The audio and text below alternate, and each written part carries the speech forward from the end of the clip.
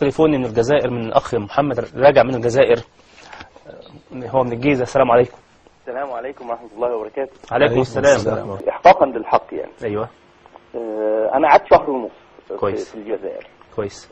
وعشرت في الشهر ونص مجموعة مختلفة من العاملين معايا، ومثلا الناس اللي أنا مستأجر منهم الشقة اللي كنت فيها، ومن أحد الناس كان بيعلمني اللغة الفرنسية. فسبحان الله يعني صدق الواحد وجد كل خير من الناس دي. وجدت السيدة صاحبة الشقة تعمل طعام وتجيبهولي.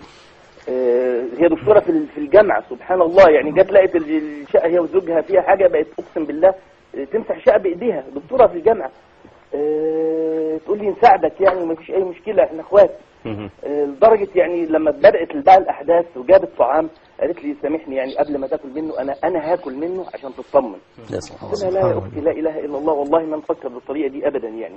في وقت الأزمة يعني كان معايا واحد جزائري أقسم بالله قال لي أنا هشتغل لك بودي جارد، ما تقلقش، أنا هبقى معاك في كل حتة، خلي بس حد يتعرض لك. وواحد تاني قال لي يا سيدي احنا نجيب لك الطعام ما تنزلش عشان ما حدش يتعرض لك، ونوصلك المطار، ويتصلوا كل شوية بالتليفون عامل ايه الاخبار، في اي مشكلة.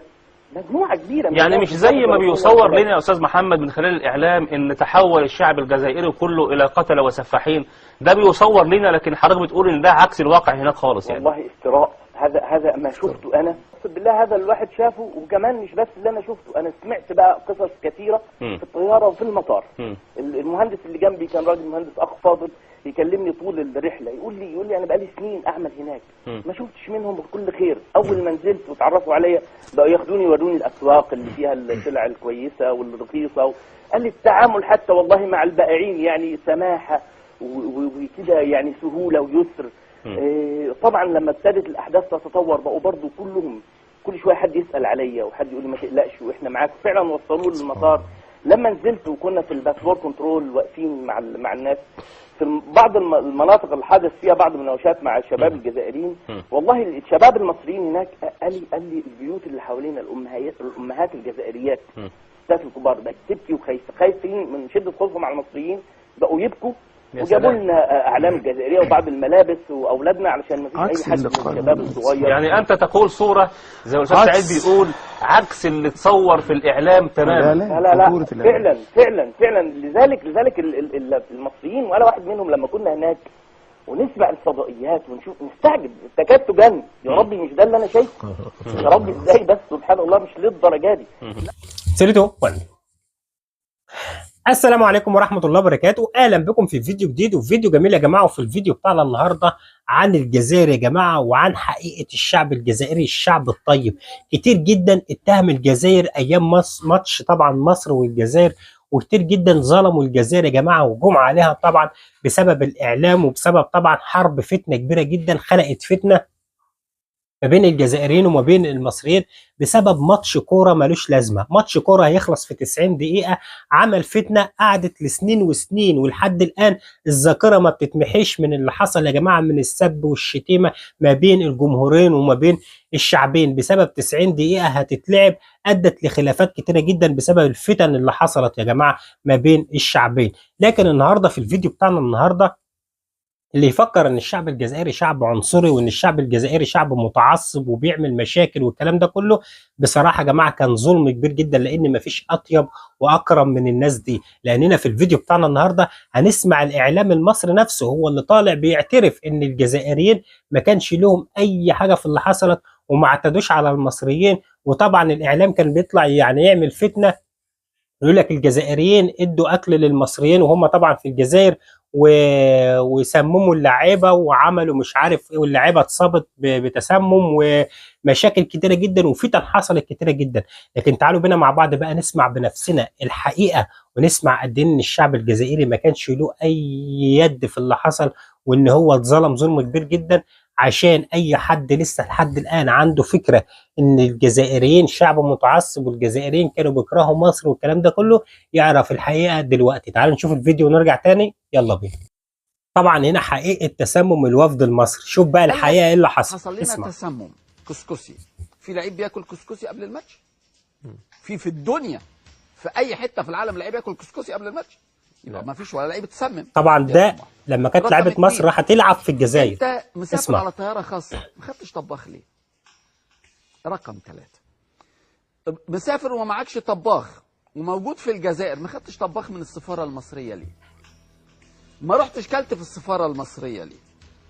تاكل كسكسي ليه؟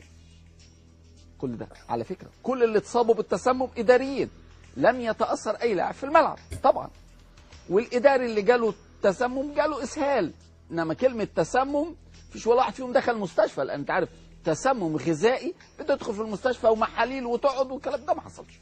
قال له نهدي ايه؟ كانوا هيسممونا في الجزائر. نهدي ايه؟ 8 كانوا هيموتوا. نهدي ايه؟ حسن شحاتة ما كانش هيدير المباراة. لا فوجئت كما لو كان ايمن في معركة حربية. طب انا هقول لحضراتكم على مفاجأة، وارجو ان اعرفها الكابتن ايمن يونس، ان التسمم ما جاش من الجزائر خالص خالص، ولا جه من الكسكسي اللي احنا ضحكنا على الناس وقلنا كسكسي ولا حاجه من دي خالص. التسمم جه من الطياره يا كابتن ايمن. انا اول مره اقول اسمع، ليس دفاعا عن الاخوه في الجزائر ولا هجوما على حد، لكنه بالصدفه. وبعض الاخوه المضيفين كان عندهم نفس المشكله. سرة اول مره بقوله يعني. والناس هناك كله كان بياكل وكله كان بيشرب، واللي حصل له الازمه كانوا 2 فقط، الكابتن حسن شحاته والكابتن حماده صديقي، بس خلاص. محدش تاني، ولا لعيبه ولا قصه ولا حدوته. حقيقة بقى الاعتداء على حافله بقى جايين من سويسرا وجايين من السودان وجايين من المغرب، قالوا الاتوبيس اتكسر وقالوا اللعيبه اتصابت فعلا. احنا هم اللي كسروه وهم اللي صابوا نفسهم. ده شيء بلدي قوي، ده شيء يحصل في فيلم مصري، واحد يضرب نفسه مطوه ويقول لك الحقني. ده شيء يحصل في فيلم مصري واحنا نقعد نضحك. الضرب يا كابتن شوبير احنا ضربنا اتوبيس. انت مسؤول مسؤوليه كامله عن اللي انت بتقوله، عن كل اللي انا بقوله. وفي قيادات امنيه طلبت رسمي من اتحاد الكوره، ما حدش شاف حاجه والاتوبيس ما اتضربش. لا الاتوبيس اتضرب يا كابتن شوبير، وانا من اول يوم قلت الكلام ده، وقلت لو النائب العام جابني في اي وقت هقول ان الاتوبيس اتضرب، واتضرب من ناس بعينهم عارفينهم، والناس ديت كانوا من المفترض ان الكوره عشان يضربوا الاتوبيس، وانا مسؤول عن الكلام اللي انا بقوله. احنا من البدايه لو كان عندنا الجرأة الحقيقيه، وان احنا طلعنا بيان وقلنا يا جماعه بعد الضرب اللي حصل على بعد 200 متر من المطار لغايه فندق موفنبيك، حصل ضرب. ما اقدرش اقول ما حصلش ضرب، احنا قلنا برضو ان حصل ضرب، وفي 27 مصري اتقبض عليهم وطلعتهم النيابه. اسمع، حصل ده. لو انا قلت بصراحه وبوضوح، وانا عارف في اليوم ده كان المهندس حسن صقر راح، سمير زاهر راح، وكذا واحد راحوا هناك وقعدوا مع اخواننا الجزائريين، ان اخواننا الجزائريين في الوقت ده كان عايزين يمشوا وياخدوا الفريق ويلعبوها في مكان اخر، فاعتذروا لهم وقالوا لهم معلش. انا كنت اتمنى من دول انهم يقفوا ويقوموا ويقولوا يا جماعه نحن نعتذر لاخواننا في الجزائر على الضرب اللي حصل. لكن بعد شويه تقول لي والله ده هم اللي عملوها في نفسهم، ده هم اللي عملوها في كذا، هم اللي عملوها في كذا. ده اعطى رساله خاطئه عند الاخرين، انه كأن الحكومه المصريه هي متورطه. شوف بقى، انا بتكلم على اخفاق اعلامنا بانه هو ياخد موقف ولا يذكر للمواطن المصري ما حدث للمشجعين واللاعبين الجزائريين حين جاءوا الينا في المباراة الاولى. حدث لهم ترويع بالمثل ايضا. في 45 اصيبوا من المشجعين بعد المباراة، منهم واحد ضرب بسكينة، ووزارة الصحة المصرية لديها الاسماء وكما قدمتها للسفارة الجزائرية يمكن أن تقدمها ليك لو طلبتي. وزارة الصحية المصرية. لا بص اسمح لي يا أستاذ حافظ، احنا من البرامج اللي قلنا إنه كان في عدد 15 مصاب مصري وعدد كذا و20 مصاب جزائري. هل في واحد من المشجعين المصريين اتضرب بسكينة في السودان؟ احنا لدينا اتضرب مشجع جزائري بسكينة في مصر. في مشجع سوداني اتضرب بسكينة في الخرطوم. لا، تقول بأن فيه 6 توابيت نقلت إلى مطار الجزائر. قلت هذا كلام مكذوب. هذا كلام توابيت أكذبه تكذيبا قاطعا. هل في أي حالة وفيات عندك؟ ما فيش وفيات خالص ولا في موقف كده. أنا قابلت الفنان إيهاب توفيق ومعاه شوية فنانات في المطار. حصل لك حاجه؟ قالوا ان انت حصل لك حاجه. راجل زي الفل وبيضحك وبيغنوا وبيهزروا. الستات اللي معاه هم قالوا له اصل احنا سمعنا ان واحده قطعوها، اصل احنا سمعنا. يا جماعه طب حد شاف حاجه؟ لا احنا سمعنا. لا في حرب هناك، ولا في حد بيفتح سنج وبيضرب ناس هناك، ولا في الاصابات اللي بيتكلموا عليها الفظيعه. ايه اللي حصل في الشارع بعد ماتش مصر والجزائر اللي اتقال لك بامانه ما يزعلوش مني لا خالص قول بقى. قال لك ازاي كل واحد نسمع في القنوات الحقوني بيجروا ورانا عايزين يموتونا. الكلمه دي ضايقتنا جدا احنا في السودان. ازاي يعني ازاي الكلام ده يتقال في كل القنوات انه احنا بنجري من الجزائريين والمصريين بيجروا من الجزائريين وخايفين من الجزائريين، بالرغم من ده كله في الاخر لم يصاب غير 17 واحد باصابات خفيفه ما نزلتش ولا نقطه دم واحده. بس ده كان مهم علشان نغطي على خسارتنا انا ما وعلى اسمع شوف بس العالم اللي كان مهم عشان الناس تلاقي حاجه ده اللي اتقال لي انا. ما قالوليش بقى حكايه التغطيه دي يا دكتور. كل الشكر لضيفنا الكبير الكريم الكابتن شاطر. ان انا كنت مسؤول الامن في السودان، يعني انا كنت في اتحاد الكوره مع منتخب مصر، كنت انا المسؤول الامن. فانا اللي احكي لك عن اللي حصل في السودان، ورغم ذلك كل اللي حصل في السودان يا كابتن شوبير نصب واحتيال. مفيش مصري في السودان، واتحدى والبرنامج بتاعك على الهواء اتحدى مصري يجي يقول ان واحد جزائري مسكه ضربه هو شخصيا لحد ما عوره. اتحدى. كل اللي حصل لنا يا كابتن شوبير كسروا ازاز الاتوبيسات اللي كانت رايحه المطار بعد المباراه بالظبط زي ما احنا عملنا معاهم من الهرم لحد مطار القاهره في الجمهور بتاعهم. ده اللي حصل بالظبط، وانا مسؤول عن كلامي وانا اللي كنت موجود. هل أبلغتوا السلطات المصرية هنا إن الجماهير الجزائرية جت على قوات جوية؟ يعني جت على طائرات حربية؟ لا يعني دي برضه نقطة لافتة للنظر. لا يعني أنا هقول لك الحقيقة يعني دي ما هياش النقطة اللي يعني ممكن تكون يعني جوهرية في الموضوع، لأني ما احنا ممكن استعنا في طيارتين سي 130 أتوا ببعض المشجعين وزارة الإنتاج الحربي أو وزارة الدفاع نظمت لهم الرحلتين دول يعني. فهو شيء عادي. اي حاجه خالص النهارده كويس جدا. ما فيش يعني الحمد لله ما فيش اي حاجه، ولا عادش لا هتافات ولا مظاهرات ولا اي شيء. طيب معامله الجزائريين معاكوا ازاي؟ هل رجعتوا لاعمالكم؟ هل العنف عملنا وخرجنا وبسياراتنا وكل حاجه. طب ومعامله الشارع؟ كويسه يعني، بس بينتقدوا الاعلام المصري. طب ما صحه اللي اتقال ان كان في مصريين محتجزين وان كان في مصريين الايام اللي فاتت تعرضوا لانواع اضطهاد وضرب واهانه؟ لا هم حمايه لهم، هم كانوا محاصرين، الامن محاصرهم في فنادق في بيوتهم عشان خاطر حمايه لهم، لان في هنا شباب متهور. يعني ما فيش ولا مصري حصل له حاجه من ولا حد جزائري؟ لا والله ولا واحد. انا بقول لك يعني انا هو نقيب الجاليه وفي العاصمه ومعروف للكل، وبقى لي 38 سنه في الجزائر. معايا اتصال تليفوني من الجزائر من الاخ محمد راجع من الجزائر، هو من الجيزه. السلام عليكم. السلام عليكم ورحمه الله وبركاته. عليكم السلام. احقاقا للحق يعني. ايوه. انا قعدت شهر ونص كويس في الجزائر. كويس. وعشرت في الشهر ونص مجموعه مختلفه من العاملين معايا، ومثلا الناس اللي انا مستأجد منهم الشقه اللي كنت فيها، ومن احد الناس كان بيعلمني اللغه الفرنسيه. فسبحان الله يعني صدق الواحد وجد كل خير من الناس دي. وجدت السيده صاحبه الشقه تعمل طعام وتجيبه لي. هي دكتوره في الجامعه سبحان الله، يعني جت لقت الشقه هي وزوجها فيها حاجه بقت اقسم بالله تمسح الشقه بايديها، دكتوره في الجامعه. تقول لي نساعدك يعني وما فيش اي مشكله احنا اخوات. لدرجه يعني لما بدات بقى الاحداث وجابت طعام قالت لي سامحني يعني قبل ما تاكل منه انا هاكل منه عشان تطمن. قلت لها لا يا اختي لا اله الا الله، والله ما نفكر بالطريقه دي ابدا. يعني في وقت الازمه يعني كان معايا واحد جزائري اقسم بالله قال لي انا هشتغل لك بودي جارد ما تقلقش، انا هبقى معاك في كل حته، خلي بس حد يتعرض لك. وواحد تاني قال لي يا سيدي احنا نجيب لك الطعام ما تنزلش عشان ما حدش يتعرض لك، ونوصلك المطار، ويتصلوا كل شويه بالتليفون عامل ايه الاخبار، في اي مشكله. مجموعه كبيره يعني مش زي ما بيصور لنا يا استاذ محمد من خلال الاعلام ان تحول الشعب الجزائري كله الى قتله وسفاحين. ده بيصور لنا، لكن حضرتك بتقول ان ده عكس الواقع هناك خالص يعني. والله افتراء هذا ما شفته انا، اقسم بالله هذا الواحد شافه. وكمان مش بس اللي انا شفته، انا سمعت بقى قصص كثيره في الطياره وفي المطار. المهندس اللي جنبي كان راجل مهندس اخ فاضل، يكلمني طول الرحله يقول لي انا بقالي سنين اعمل هناك ما شفتش منهم كل خير. اول ما نزلت وتعرفوا عليا بقوا ياخدوني يوروني الاسواق اللي فيها السلع الكويسه والرخيصه.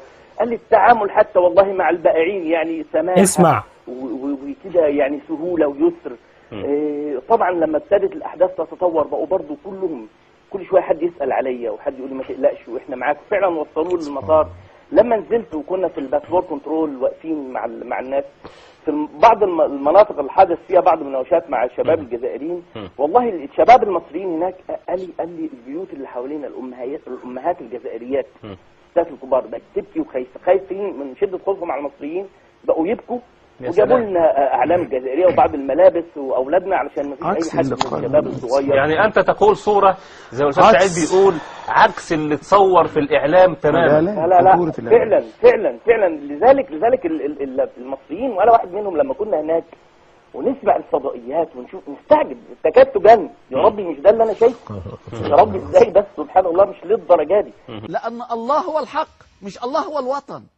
عمرك تقول الله هو مصر ما ينفعش، انما تقول الله ايه هو الحق. فانت مع الله، مش فلما يبقى انت مع الحق فوق الوطن، والوطن لما يمشي بالحق الوطن يعلى، انما الوطن لما يبعد عن الحق الوطن ينزل. المنافقين هم اللي يمشوا مع الوطن ضد الحق بينزلوه، انما البني ادم الواعي اللي يفكر في الحق وبالحق تعلى ووطنك يعلى. طبعا يا جماعه زي ما احنا سمعنا كلام، سمعنا طبعا الاعلام اللي اتكلم، وسمعنا قد ايه ان الجزائر بصراحه شعب طيب جدا وشعب جميل جدا، وتعرض لظلم كبير جدا من الفتن والمشاكل اللي ادت طبعا لكره كبير جدا ما بين الشعبين بسبب ماتش كوره، وبسبب طبعا مباراه مدتها 90 دقيقه خلفت طبعا يا جماعه فتنه كبيره جدا ادت لكره الشعبين اللي على مدار سنين كبيره جدا. مع العلم اللي ما يعرفش الجزائر شعبها طيب جدا زي ما احنا سمعنا من الناس اللي قعدت هناك، من الناس اللي طبعا اللي شافت قاعدين الجزائريين كانوا خايفين عليهم.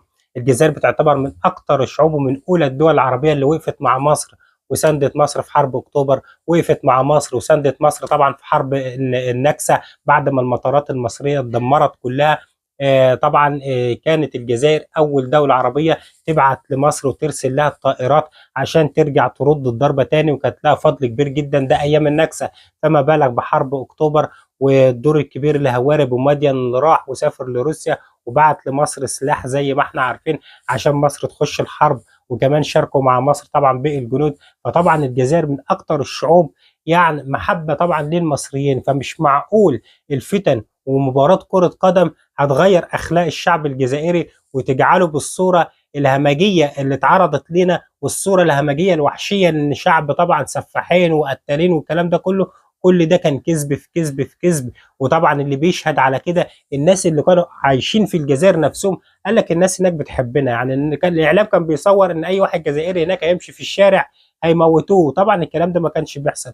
الجزائر عندهم ثقافه كبيره جدا يا جماعه، عندهم ثقافه عاليه جدا، ما يوصلوش للشكل اللي احنا بنقوله ده او اللي احنا بنسمعه ده. وقد ايه المصريين نفسهم هم هناك وهم هناك بيقول لك ده الناس هناك كانوا خايفين علينا، الناس هناك عشان يطمنونا كانوا هم اللي بيعملوا الاكل للمصريين نفسهم، وعشان يطمنوا المصريين ممكن يفكروا ان هم بيعملوا الاكل مثلا حاطين لهم في مثلا يسمموهم ولا حاجه، لا كانوا بياكلوا من الاكل قبلهم عشان يطمنوا ان الاكل ده نظيف، عشان يطمنوا، عشان يحسوا بالعشره، عشان يحسوا بالمحبه يا جماعه. وهم دي اخلاق الجزائريين. صراحه فيديو جميل جدا، اتمنى الفيديو ده يكون نال اعجابكم. وهم دول الجزائريين مهما يحصل من فتنه، مهما يحصل من اي مشاكل، اوعى اي حد يا جماعه ينجر للفتن والمشاكل. خليك دايما بتصلح مهما يكون في فتن في مشاكل، خليك دايما بتصلح، ما تجيش مع طرف ضد طرف تاني، خليك دايما في خط وسط يا جماعه زي ما احنا عارفين. ده اهم حاجه، اصلح واقضي على الفتنه دي تماما. انما لما تيجي مع طرف على طرف تاني وتظلم حد فده طبعا الغلط. وعشان كده هو ده اللي خلى الفتنه الكبيره دي تكبر وتفضل على مدار السنين وتفضل طبعا في الاذهان لحد الان. لكن بنحب نوضح الصوره ان الشعب الجزائري ما كانش كده تماما، وعكس ما تصور في الاعلام. اتمنى طبعا الفيديو ده يكون نال اعجابكم. اشوفكم على خير فيديو جديد، والسلام عليكم ورحمه الله وبركاته. سلام.